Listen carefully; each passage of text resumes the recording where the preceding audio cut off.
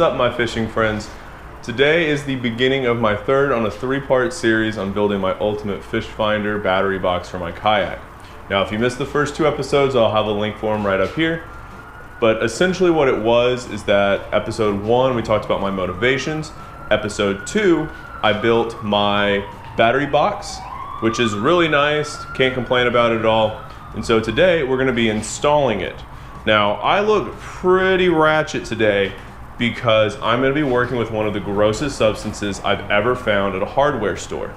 And that, to my friends, is Great Stuff. Great Stuff is a spray foam. It's in a can, you spray it, and then it expands out and makes this hard foam.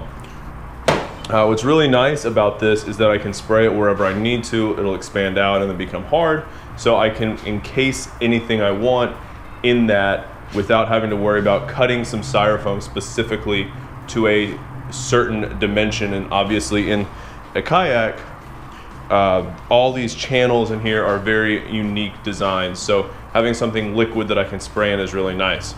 Let's go ahead and take a look at what I've done so far and see where we can go from here. All right, thanks fishing friends. So today we're here in my garage with my kayak lowered off the rack, and we're gonna be installing the plugs that are going to connect the battery box inside the kayak to the actual head unit that's going to be on one of these railing systems.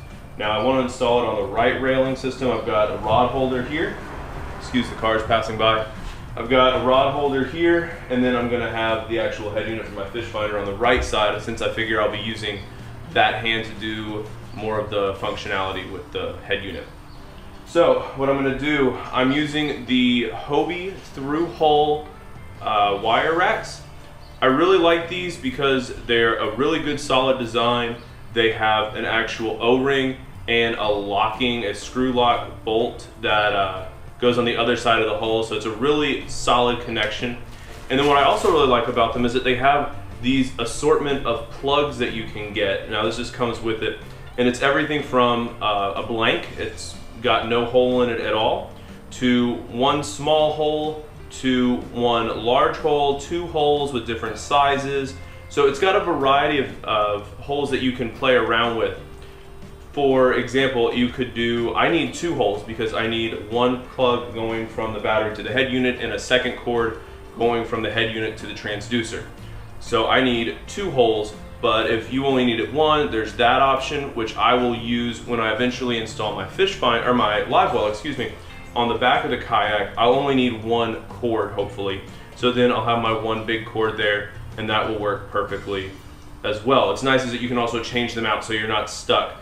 I could, if I wanted to, go ahead and drill the holes for my live well, but then go ahead and plug it up, because I know I'm not going to use it for a little while. So I could change it out and change the plug to a blank that has no holes, so it's completely water sealed. And then when I do want to use the live well, change that out to the plug that has the wire. I love this adjustability that Hobie offers. So these are a little bit more expensive, but I feel like the quality is really there. And when you're talking about electronics and water, you want to make sure that everything's good. It's also really easy to install. It's just a single 1-inch hole that you drill, and then you put the outside with the O-ring, and then you just screw it in on the top. It's super simple. It can't get any easier than that. So let's go ahead and get to it. So what we're going to do is we're just going to drill a small hole right here, and this is where the plug is going to go. Once the plug is drilled, we'll run some basic wires, and I'll probably add an additional cord keeper right around here, just so that way things don't jostle around with my equipment. So we'll have the plug here, cord keeper here, and then the actual Fishfinder head mount will fit right up here on this railing. All we need for the Hobie through hole is a 1-inch spade bit. It's really simple, just put it right here in the middle.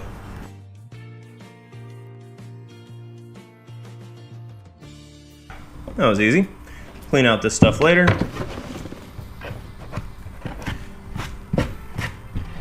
So we've got our hole drilled, and we don't want to leave it like that, so I'm just going to clean out any of the burrs or anything else, any little plastic. It feels really good, so I think I'm good to go just putting it in as is. So we'll just open this up.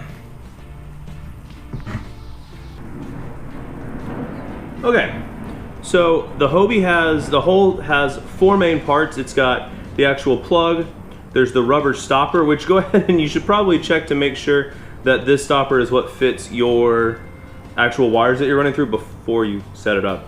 Pro tip. And then there's the O-ring. The O-ring goes on the outside. The O-ring is what seals the water from going on the inside. So the O-ring should always go on the outside. And then a screw lock. Now, it looks like the O-ring fits nicely into the screw lock connection, but these little arms should go down. That gives you some torque so that you can screw it in. So it's really easy. We're just going to attach this right here. Push this in. Now I'm not gonna run the wires yet, so I'm just gonna insert this for now. The one thing you need to make sure is that the actual plug goes in first, just like that, nice and neat. And then once I install the wires, I'll have to unscrew this again, but just for now, this is fine. Now that the flat side of the O-ring, there's a little lip that actually goes on and around the plug. And the flat side, so you get the most contact, is gonna go on the plastic. So this goes right in here. Should be a pretty snug fit, which is good. So there we go. Nice little snug fit. Then I'll reach around on the inside and put this in. This is the exciting part because you can't see it. At the same time, neither can I, so.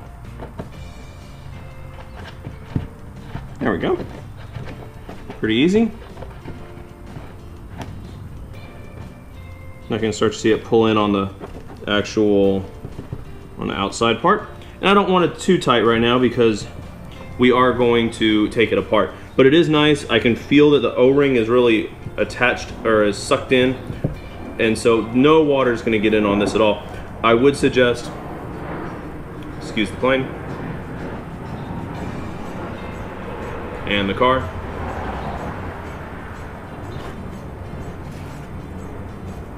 Okay, so I would make sure that your wires are actually facing down so that way water doesn't splash into them.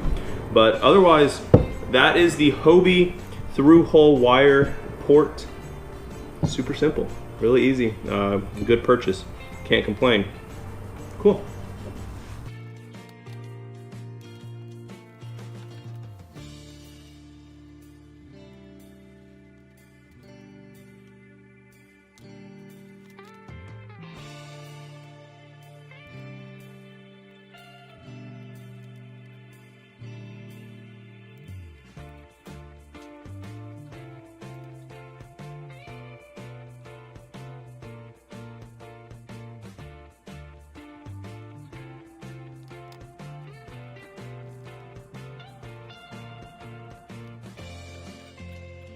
So here we are. I've got my Hobie through-hole wire connector. I've got my 2 wires coming through, and I wanted to show you what I'm going to use to actually mount my head unit to the railing. So as we saw in the initial unboxing, the head unit attaches to the swiveling base. The swivel base connects to a this circle car. It connects to a circle that then can mount anywhere. Well, what I found was this ram mount. What's nice about it is that they have a ball connection, and then I just got a ram swivel to go with it. It feels really high quality. I'm really happy with it so far. So now I'm just gonna install it on my track. Now the one downside to this little system is that I can't manage to remember to bring my screwdriver when I need it.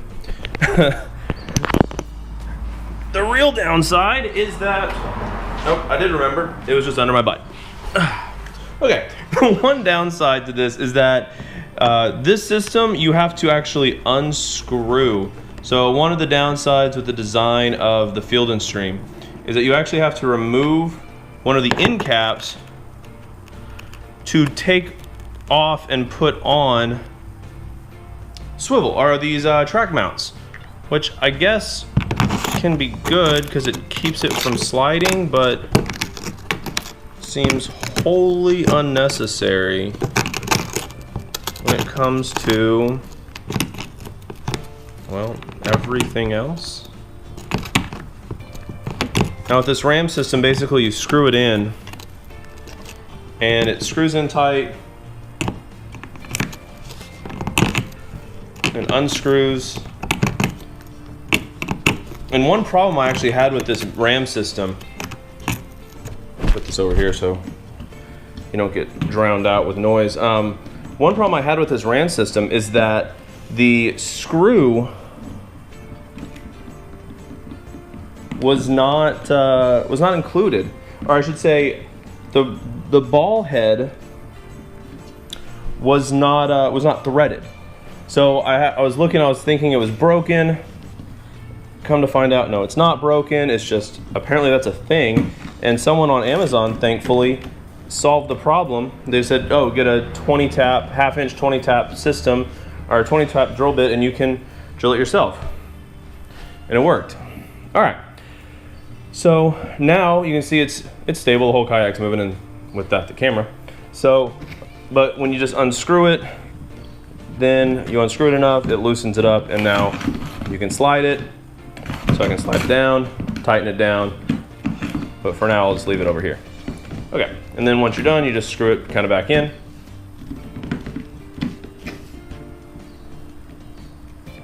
And there you go. Okay, so now that that's done, I can put this back. Again, this is one of a couple little design flaws with this shadow caster, is that you have to actually remove the end plate in order to attach any of the track systems, which seems like a pretty significant issue. I mean, it's not hard to remove. It takes about, you can see it takes about 2 minutes. But what if you want to remove something while you're on the water? Seems kind of like a pretty big design flaw. Okay, so now I've got this. And I actually just screwed in, with the included hardware, I screwed in this base plate to the ram mount, which is included, which was really easy. And now it just snaps in. Can't get any easier than that. And with that, it can rotate, go up and down and whatnot. But that's it, nice and easy. Screw that, lock it in place. And it's pretty great. So what I really plan to do is be able to unscrew this, be able to unscrew it just a little bit, maybe give it one solid twist. Be able to slide it forward, maybe. There we go. Slide it forward, make the adjustments, then slide it back, and give it a twist. Now, the one problem I'm seeing with this, I guess I could rotate the head around. I don't want it to swivel. I want it to really lock in place. And then just rotate the head so that it doesn't mess the cords up. All right, so now I have my cords. These simply go, now they only fit one way, which is kind of nice. So you can kind of figure out where they are. All right, so here's that, and then the power. So this is what it's gonna be on the water. And what I want to do is run these cords and actually attach them here. With the Hobie system, I can pull the wires out a little bit, so I can adjust it if need be. I want to be able to bring the wires out to about midway so that I can reach it easily. But for now, I want to stow the cords kind of back here. If I need to, I can push the cords back in, but I don't know if that's really going to be the best. So what I do want to do is I want to attach an anchor to kind of anchor these in place right here. And once again, oh nope, they're here. I did actually remember some things. I can use what's provided by Garmin. Now, Garmin gave us this one through-hole little connector. The problem is that it doesn't actually fit 2 cords. Problem, because there's 2 cords that have to come out. So this was a waste. That's why I got the Hobie system. But it does have 2 of these little wire connectors included with some self-tapping screws, which are, that'll work.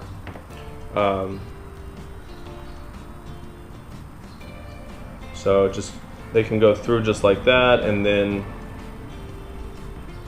so what I can do is just attach them this way, and then self-tap screw right here to keep the cords out of the way of my keep the cords out of the way of my foot track as that moves through, because I don't want it just to hang down here to get caught on my foot, or apparently the cars that are passing by.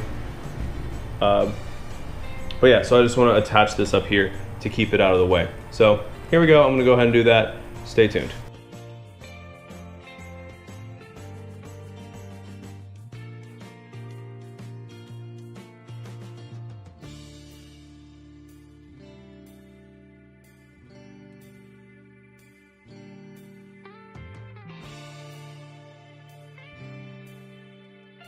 All right, so now we have our faceplate mounted, we have our wires going through, and we actually track them a little bit so they can still move, but they're gonna stay in one place and out of the way of my feet.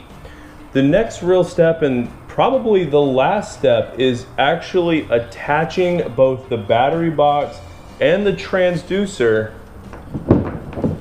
this big thing, into the bottom of the kayak. Now, I had seen, and I had actually worked on this kind of a foam housing to go around the transducer that I would then put into place. But let's see if I can do this for you real quick. If we come down here, we can actually see there's this nice track where the two holes, it's like that triple hole design that they have.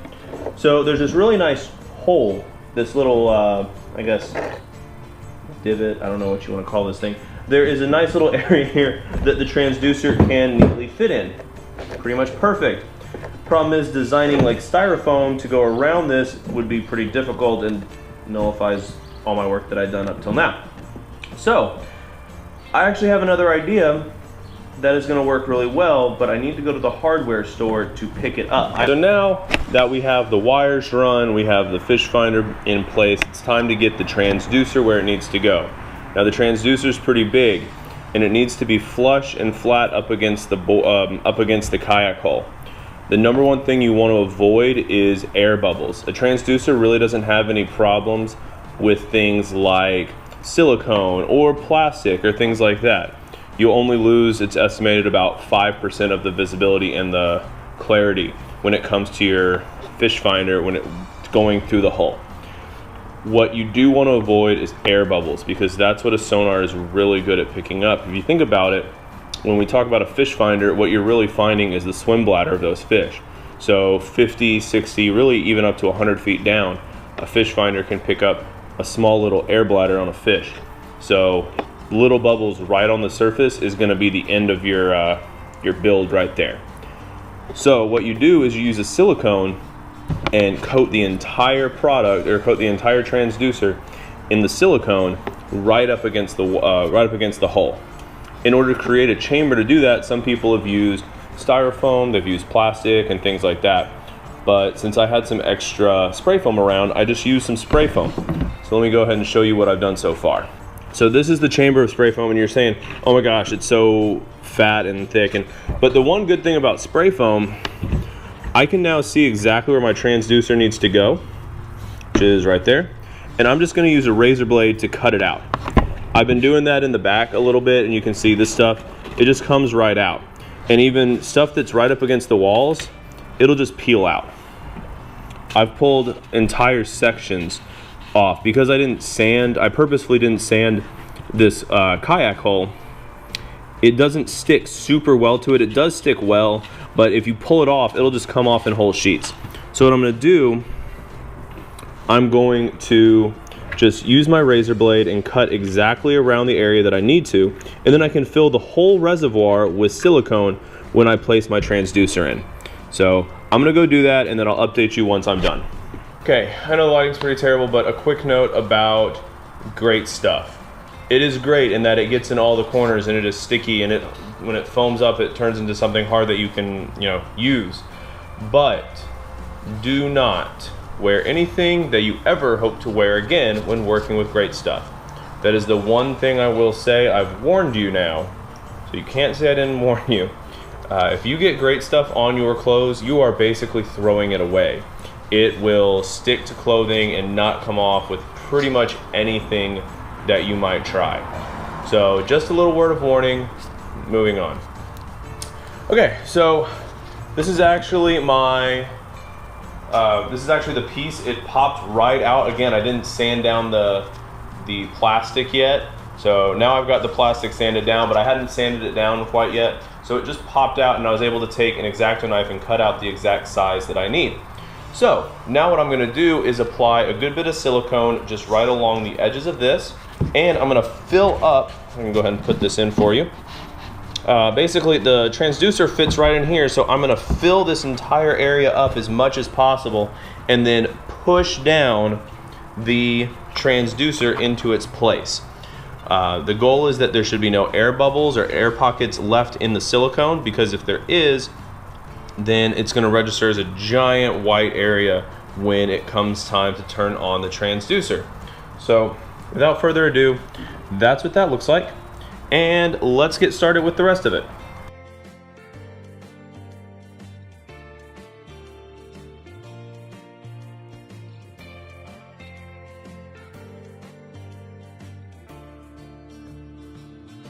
All right, so I've applied 2 of these smaller cans to the area, and now I'm just going to press this down into the hole and take up as much room as possible.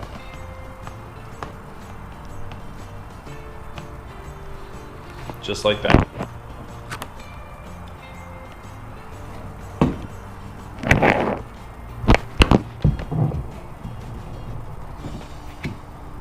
And I'm just gonna smooth it back and forth a little bit to try to work out any air bubbles.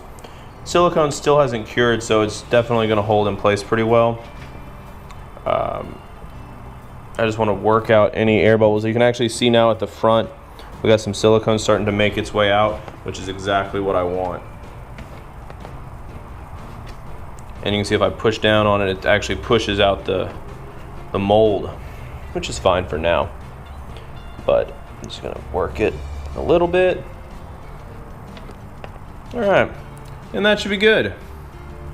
Now we're gonna let that cure. It's gonna take 24, 48 hours or so. And then we will check the connection and whatnot. But realistically though, that's pretty much it. We've got the wires run, the battery box has a place, which we don't need, so I'm not gonna put it in just yet. But we have a place for the battery box, we have the transducer mounted, we have the wires that are gonna go out. We have the through hole connection here, which then goes to our track mount right there. So realistically, this is done. All we really have left to do is test it on the water, which does sound pretty exciting right about now. So until next time, my friends, tight lines, thanks for tuning in.